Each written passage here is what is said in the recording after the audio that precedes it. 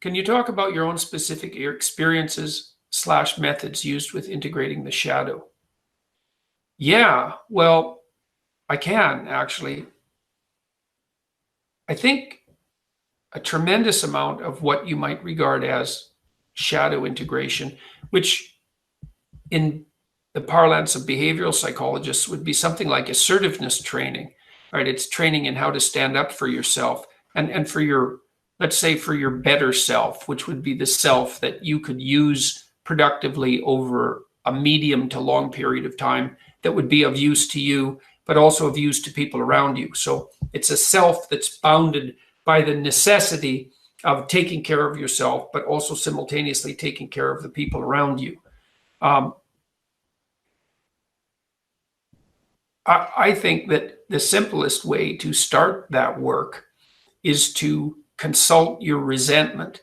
You know, it's easy to become bitter about life and to become angry because, of course, life is difficult and it's full of disappointments. And people are also subject to betrayal on the part of themselves and on the part of people that hypothetically care for them. And so it's easy to get bitter and to be resentful.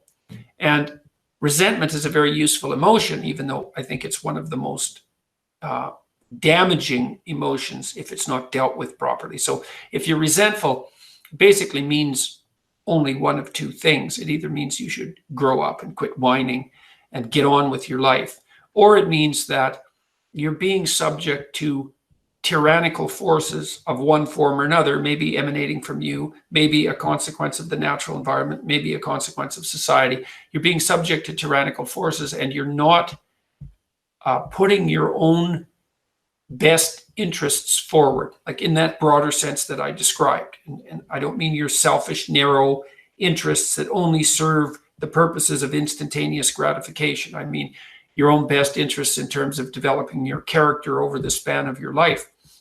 If you're resentful, it either means that you're immature and that you should grow the hell up. And so you need to figure out how much of your resentment is that, and maybe allied with the desire to find other things or people to blame.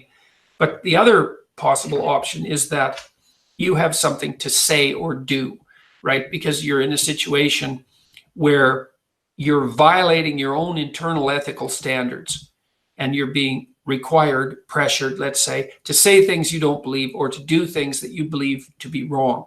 And you need to determine, you need to start to strategize and plan how you can rectify that so that you can say what you mean. Like if you're negotiating with a marital partner, for example, and there are issues in your marriage that aren't making you happy.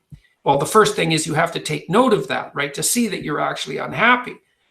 The second is that you have to be willing to engage in a certain amount of conflict, because in order to sort out what's disturbing you, you're going to have to lay your concerns out on the table and say, well, look, this is bothering me. You don't have to say, well, I'm right and you're wrong and you have to fix this. You have to say, well, I've noticed that this pattern of interaction or lack of interaction, say, in our relationship is making me resentful and angry. And the danger of that, of course, is you're going to take it out on yourself and your partner. The danger is passive aggressiveness. You know, you're not going to respond to your partner positively when they do something good if you're resentful about them. And you're not going to respond to yourself properly. And so you have to lay it out on the table, but sort of in a spirit of ignorant humility. It's like, look, I'm frustrated. I'm feeling this way about our relationship. Here's what I think might be going wrong, maybe on my part and maybe on your part. And here's what I envision as a possible solution. That's also really necessary if you're going to say what you have to say, which is to manifest yourself properly in the world. Is you can't just complain about what's wrong. You have to think, well, what would my minimal preconditions for satisfaction be? You have to offer that to the person that you're negotiating with. And so then you learn to abide by the truth to the degree that you can do that. And no one does it perfectly, you know, but it's very useful because you're not storing up a whole sequence of memories about how you were unfairly treated and abused and betrayed.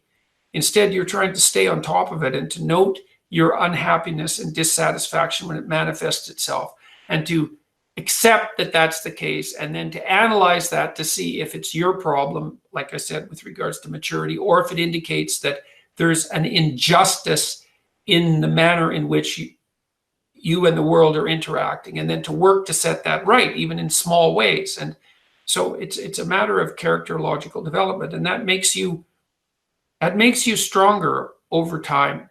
And partly what you need, in order to do that is you have to really understand, and we do this. This is why we built, in the future authoring program, we built this section where you have to outline your most dismal future, right? What your future would be like if you let all your bad habits and characterological weaknesses have the upper hand.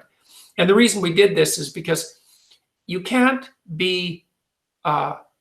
straighten yourself out merely as a consequence of hope. Let's say you lay out a vision for the future and you think about what your life would be, what you'd like your life to be like. And then that makes you hopeful, and it motivates you because it gives you something worthwhile and higher order to work for, right? And that's useful. That's positive emotion working for you, because positive emotion is experienced in relationship to goals. But it's not as useful as also being chased by something you're terrified by. And if you have a good sense of how you'd fall apart if you stayed weak, and just exactly what kind of hell that would be, then when you determine to do something, like to tell the truth and to say what you think and to not do things that you hate, then you're going to be pulled along by the purpose that your vision has provided for you, but also pushed along by your desire to avoid the worst forms of hell that you've already outlined for yourself personally. And that can also help you be brave enough to stand up in a situation that would require conflict, because if you have something to say and you have something to negotiate about with someone, then there's going to be a certain amount of conflictual dialogue that accompanies that, right? To lay out a set of problems and to describe the fact forthrightly that those problems characterize a relationship, and then to seek for solutions, is quite stressful in the short term.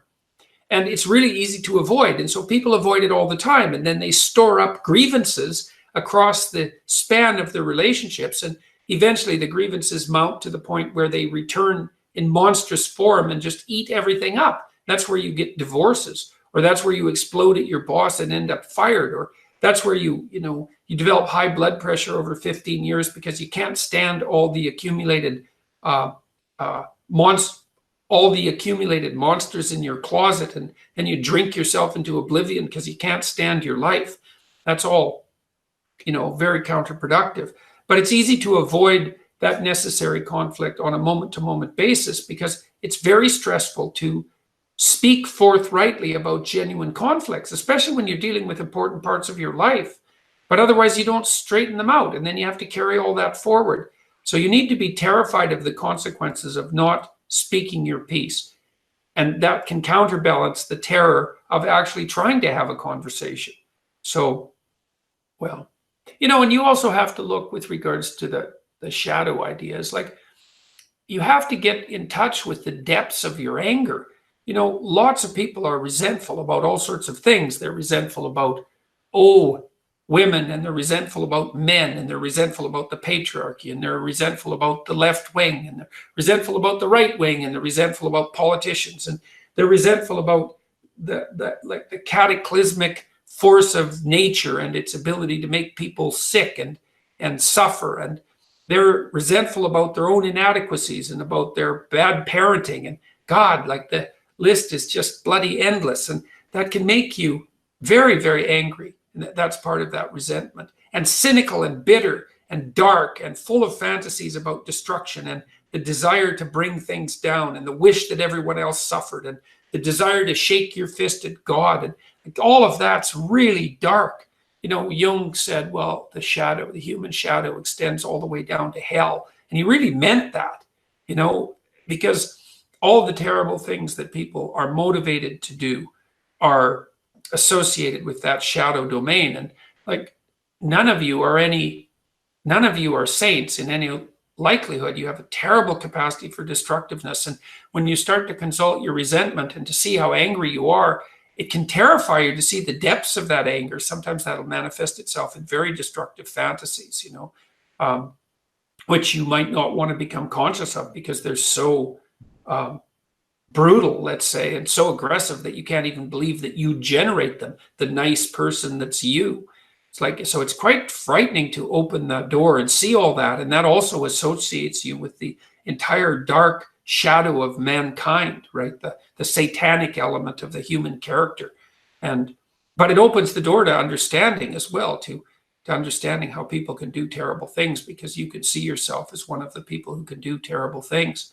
That's really useful, because then maybe you start to be motivated to be the sort of person who wouldn't do terrible things, if you can really come to terms with the fact that that's part and parcel of you. It also is in perverse sense, it's also a discovery of your own strength, though, because, if you have that desire for aggression, that desire for destruction, and that ability to fantasize in that aggressive manner, it also means that you can incorporate some of that into your speech and into your actions, so that you're a lot more immovable, right? And a lot more of a force to contend with.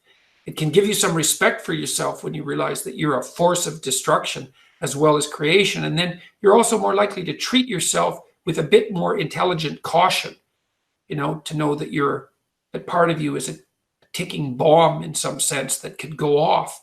And so you tread a bit more lightly around yourself, and maybe you encourage people to tread a bit more lightly around you as well, which isn't such a bad thing. And all the people that I really admire, that I know, have a clearly dangerous side, and you don't want to have that activated any more than necessary.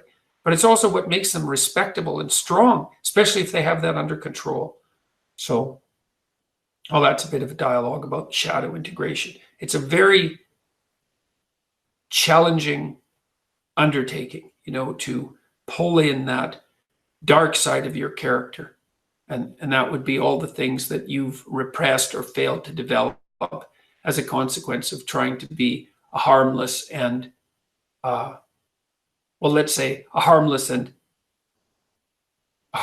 citizen who looks virtuous on the surface. That's the Jungian persona. And you need that, because everybody needs a mask that they wear in public, like a suit, so that we can tolerate seeing each other on the street. We don't have to look right into our depths every time we interact. We need that persona, but that has to be transcended. And the way to transcend that is to integrate the darker parts of the character. They're very useful. That aggression, that sexual demand, for example, all of that's very difficult to socialize, that competitiveness, but unbelievably useful in terms of force of character if you can manage it.